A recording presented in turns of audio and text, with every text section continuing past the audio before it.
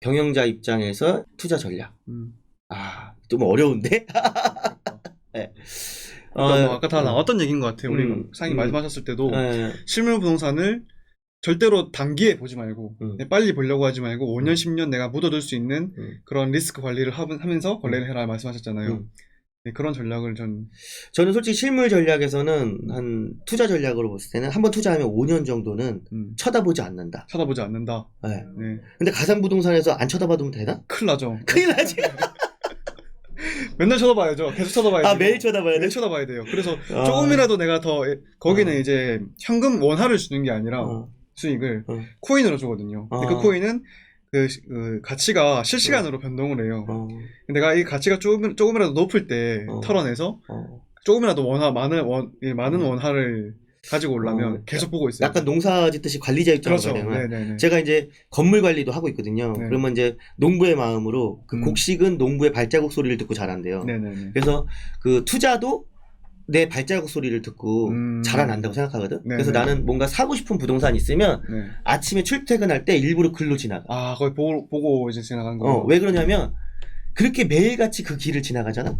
그러면 사사로운 변화를 내가 자연스럽게 느껴. 그러니까 내가 잘 아는 부동산이 내 동네라 그러잖아. 등잔 밑이 어둡다고 사람들이 멀리 가서 투자하는데 나는 조언할 때 뭐냐면 가까운 곳에 투자하라 그래. 많이 볼 수 있는. 그래서 무돌림이 부동산을 투자한다면 무돌림이 출퇴근 거리 있지. 네. 거기 안에 있는. 그 안에 있는 부동산을 투자하는 게 가장 성공 확률이 높다. 오, 꿀팁이네요. 왜냐면 너무 잘 알아. 네, 맨날 보는 거니까. 거기 간판이 바뀌고 식당이 어떤 식당이 잘 되고 그런 걸 너무 잘 알잖아.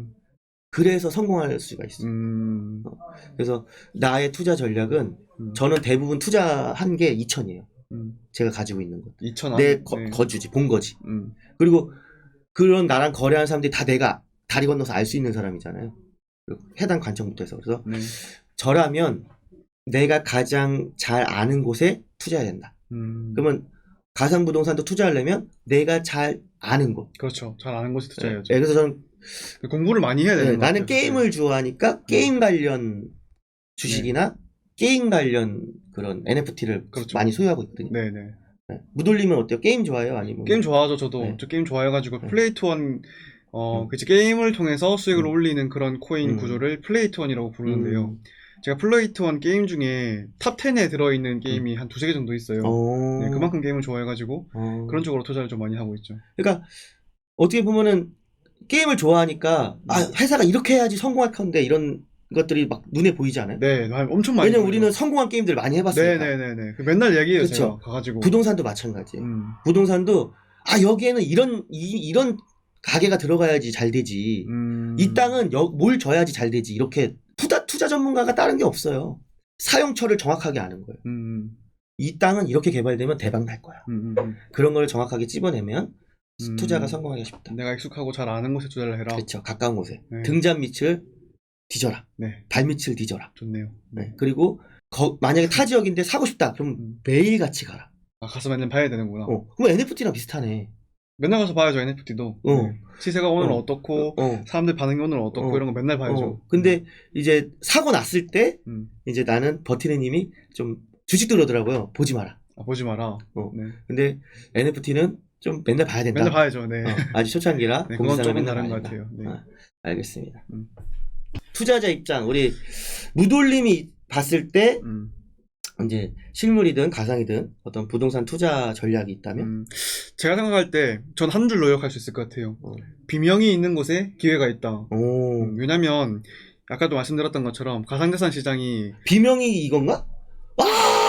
네, 사람들이 모여가지고 와 하면서 환호하는 거 아니면 막 두려워하는 거? 두려워하는 거죠. 소리 지르면서 도망가자. 서로 막 무섭다 욕할 때, 싸우고 비판할 때. 그러니까 이제 우리가 다 망했다. 그때 이제 기회가 있는 거죠. 여기 생각해보면 맞는 것 같아요. 나도 이제 주식이랑 부동산 좀 했는데 부동산 투자할 때도 사람들이 그런 얘기 하거든요. 남들이 의심하거나 욕할 때 들어가야 된다. 맞아요. 네. 그리고 저는 이제 부동산에서 어떤 얘기를 하냐면 좀 뭔가 하자 있는 걸 사요. 하자 있는 거. 다 좋은데 하나 하자 있는 거. 다 좋은데 이런 거 있잖아. 다 좋은데 이것만 좀 고쳤으면 좋겠다. 이런 땅들이 나올 때가 있어요. 그걸 땅을 사가지고 그걸 빨리 사서 내가 그거 고쳐버려. 아, 고치는 거구나. 그러면 급상승. 오. 좋네요, 그것도. 네. 그런 거. 네. 근데 모두가 좋다고 하는 거 있잖아요. 엄청 와 이거 대박이다 막 모두가 좋다는 거잖아요. 이미 고점이죠. 그건. 그러면 좀 비싸요. 네. 근데 그거 사면 물리더라고. 그러니까 네, 그런 거 사면 안 돼. 안 올라 몇 년 동안. 그러니까 마찬가지인 것 같아요. 가상부동산도 모두가 좋다고 말하고 있는 거는 이미 고점이고. 그리고 너무 이슈가 되면 나라에서 규제를 해. 네, 맞아요. 네. 너무 규제를. 그러니까 너무 좋다 그러면 나라에서 갑자기 거기다가 규제를 때리더라고. 주택 규제라든지 뭐 개발 규제라든지. 그러면 10년 규제 풀릴 때까지 기다려야 돼. 근데 그 규제가 어떻게 보면 호재기도 하거든요. 네. 당장은 못 팔지만 10년에는 이제 대박이 나요. 억지로 눌렀던 거라. 근데 버티는 힘이 있어야 되죠. 그런 거 있더라.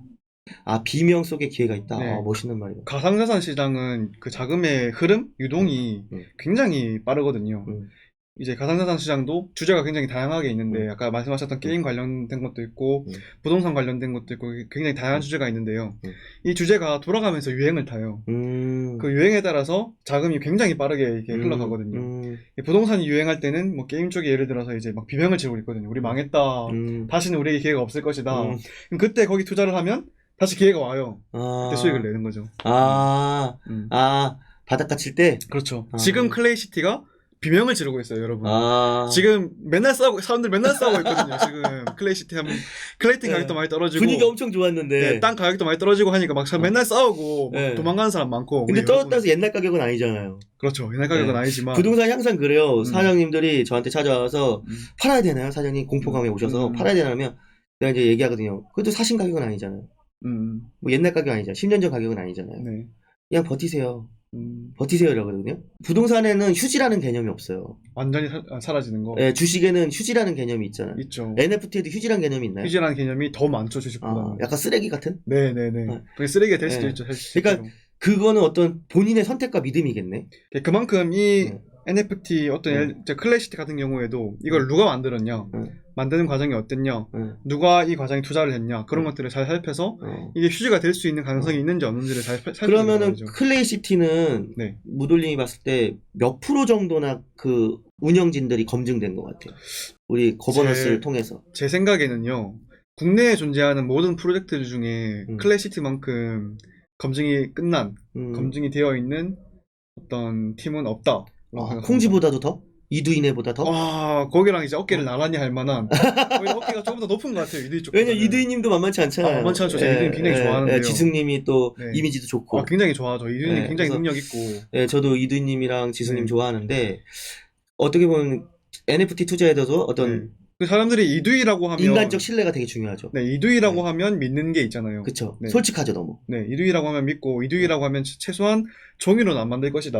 이런 믿음이 있는 것처럼 클레이시티도 천재 해커. 천재 해커죠, 이두이님. 네네. 근데 클레이시티도 이두이님만큼의 그런 투자자를 이렇게 많이. 그러니까 클레이시티는 오히려 그런 보면은 스타는 없어요, 그렇죠? 스타는 없죠. 스타 플레이어는 없는데 그냥 업무 자체적으로, 그러니까. 어떤 클시티 홀더들, 그러니까 투자자들과 소통만으로 이 정도의 신뢰를 만든 거잖아요. 신뢰도 있고, 그 다음에 여기 투자한 팀을 보면, 뭐 네이버의 계열사. 백커. 그렇죠. 백커가 네이버의 계열사. 그리고 카카오의 계열사. 이렇게 우리나라 어떤 뭐랄까요. 핀테크 시장의 양대 산맥이 모두 이 클레이시티라는 시장을 주목하고 투자했다라는 점. 이것도 신뢰에 굉장히 중요한 요소죠. 그러면 우리가 비명을 지를 때 한번 생각해 볼 게 이겠네. 비명을 지를 때 이 클시티가 정말 망할 회사인가. 그래서 객관적으로 백커랑 그런 참여자들을 점수를 체크해 봤을 때 문제가 없다. 내 선택에 문제가 없다. 그러면은 존버가 맞겠네요. 그렇죠. 존버가 맞죠. 존버가 맞고 오히려 그때 추가 매수의 기회를 봐야 된다고 생각합니다. 바닥이 더 내려왔으면 좋겠다. 네네네. 지금처럼 사람들이 소리를 지를 때 난 어떻게 하면 한 개를 더 모을 수 있을까. 그런 전략으로. 그럼 클시티는 부동산처럼 담보대출이 되나요? 지금은 안 되는데요. 지금은 안 되는데 그거를 지금 개발 중에 있습니다. 나 뉴스는 봤어. 뭐 비약신가 어떤 그런 유명한 NFT는 담보대출을 해주더라고. 그렇죠. 가능하고 지금 이미 뭐 비트코인이나 이더리움, 뭐 클레이튼 이런 레이어드 1 시장에 이상에 있는 코인들 같은 경우에는 담보대출이 가능하거든요. A급 NFT들은 벌써 담보대출이 가능했다. 코인 담보대출이 가능하기 때문에. 그럼 진짜 부동산과 어떤 거랑 똑같은 효과를 지금 내고 있네. 그렇죠. 무돌님이 이제 NFT 투자를 시작하셨잖아요. 부동산 투자는 또 준비 중이시고. 그러니까 막상 이제 투자자의 삶을 시작하셨는데 느낌이 어때요? 저는 NFT라는 투자를 통해서 NFT뿐만 아니라 다른 투자 전반에 대한 어떤 간접 체험을 했다고 생각이 들어요. 적은 시드를 가지고 다른 모든 종류의 투자에 대해서 간접 체험을 했다는 생각이 들어가지고 지금은 제가 비록 NFT 투자를 시작했지만 부동산도 뭐 주식도 해외 주식도 다 조금씩 공부하고 싶고 다 실제로 해보고 싶은 마음이 생겼거든요. 그 평소에 투자 서적은 좀 읽어보셨나요? 제가 책을 잘 안 읽어가지고요. 글 읽는 거 별로 안 좋아해가지고. 제가 좀 조언을 해드리자면 보통 부동산 초보들이 입문을 할 때 그 투자 관련 서적을 많이 읽어요. 그러니까 뭐냐면 뭐 박수영의 뭐 성공 스토리 뭐 이런 거 있잖아요. 투자가 뭐 경매왕 뭐 이런 것들을 읽거든요. 근데 그런 건 솔직히 추천해드리지 않고 그런 거 별로 안 좋아해요. 어떤 책들이 좋냐면 뭐 화폐 전쟁, 그리고 돈의 심리학, 거시적인 어떤 내용들, 협상의 법칙 이런 거. 그러니까 투자자가 갖춰야 될 능력에 대해서 써 있는 대화의 기술 이런 거에서 이런 책들을 많이 읽는 거를 권해요. 우리 직원들한테도 마찬가지고. 근데 기술 관련 서적은 솔직히 그냥 인터넷에서 검색해보고 되고 자기가 실제로 거래를 하면서 배우면 되거든요. 그러니까 그냥 경매왕 이런 책들은 뭐 다 저거 그냥 돈 벌으려고 자기 스타 플레이어들이 자기 팬클럽 모집하려고 쓰는 책들이에요. 이제 부동산 투자를 하게 되면 이제 경험하지 못한 빚을 지게 돼요. 더 좋은 게 보이니까 계속 투자를 더 하고 싶어. 그러니까 보통 왜냐면 1억을 가지게 되면 1억의 빚을 지게 돼요. 왜냐면 2억짜리를 사게 되니까. 보통 1억 있는 사람이 1억짜리 잘 안 사고 부동산은 특징이 1억이 있으면 2억짜리를 사요. 부동산 전반적인 흐름이 그래서 만약에 100억짜리 부동산이 있다. 그럼 그 사람은 최소한 30억에서 50억의 빚이 있는 경우가 많아요. 건물 하나를 사면 신입 직원들 1년 연봉 정도가 1년에 들어오는 거죠. 보통. 왜냐면 100만 원에서 200만 원 정도가 월세가 들어오잖아요. 그럼 그런 건물들이 1년에 뭐 2천만 원, 3천만 원을 벌어주잖아요. 그럼 그런 것들이 이제 수입이 되는 거죠. 그럼 그런 간물주가 되고 싶은 저 같은 20대 부동산을 한 번도 경험해보지 못한 아무것도 이제 알지 못하는 20대 남자가 당장 오늘 집에 가서 아니면 내일 이렇게 시작을 해라. 이렇게 여쭤본다면 뭐부터 시작할까요? 일단은 통장부터 만들어라. 통장부터 만들어라. 네. 그러니까 저 통장이 있는데요. 그런 게 아니라 투자만 하는 통장. 투자만 하는 통장을 만들어라. 네. 그러니까 투자자의 기본은 뭐냐면 돈의 흐름을 알아야 돼. 그래서 그러다 보면 나중에 내가 얼마 벌었는지 모르요. 얼마가 지출이 나가는지는 알아요. 근데 한 달에 얼마를 버는지는 잘 몰라요. 그러면 조금 부자가 되는 길에 가고 있다. 한 달에 얼마 버는지 알죠? 한 달에 얼마 버는지 뭐 저는 잘 모르겠네요. 사실. 그래요? 너무 작아서 셀 수가 없어요. 그러니까 너무 작아서. 내가 일로만 버는 게 아니라 재테크로든지 다른 요소, 그러니까 버는 요소가 많아지는 거예요. 그러니까 버는 요소가 많아지는 거야. 나한테 매워 어디선가 돈이 계속 들어오는 시스템 구조를 만드는 거야. 그거를 한 10년 정도를 열심히 만들면 이제 부자가 되는 것 같아요.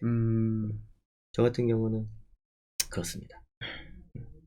오늘 이렇게 방송해보니까 어때요? 오늘 또 실물 부동산에 대해서 이렇게 또 거목을 모시고 또 얘기를 들어보니까 뭔가 더 마음이 더 공부를 열심히 해봐야겠다. 내가 하고 있는 투자뿐만 아니라 실물 부동산에 대해서도 더 많이 공부를 해봐야겠다. 이런 생각이 들고 또 우리 구독자분들도 같이 여러 번 공부를 하면서 계속 공부를 해야 되는 시장인 것 같아요. 뭐든지 결국에는. 그런 생각이 좀 많이 드네요.